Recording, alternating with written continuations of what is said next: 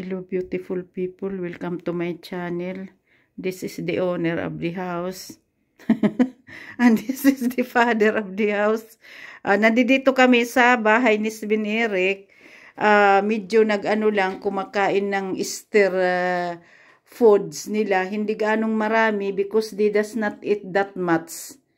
And the father, he don't like to eat.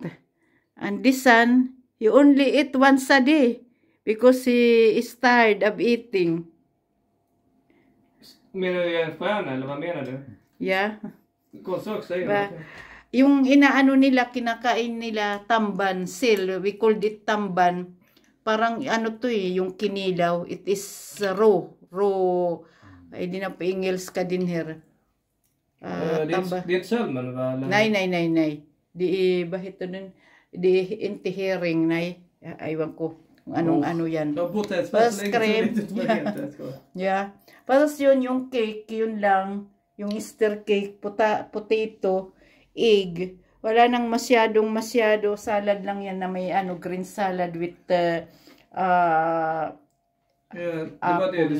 herring niya. Ayan. Silang nila, ang sa Swedish at saka herring sa sa English.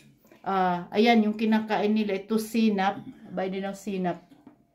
Mustard na flavor.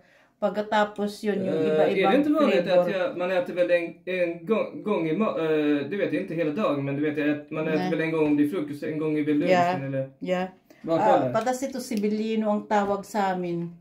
Yan. Yan lang ang kinakain nila. Kasi ayaw naman nila kumain. Anong gagawin ko?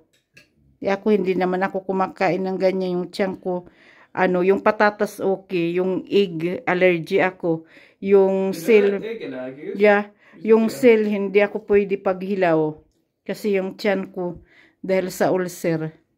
Tapos ito, yung crocodile na ska jag vända den?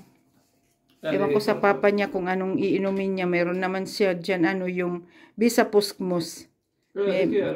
Meron naman dyan yung Puskmus ang ibig sabihin yung soup drinks na na iniinom nila. Diyan sa iniri. Meron din siyang sa ayan, yung iniinom nila pag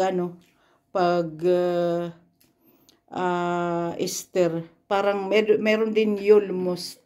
Yung Yul, Christmas. Yung Pusk, yung Easter. Easter som Easterbrand. Yeah. Okay guys, thank you for watching. Bye bye.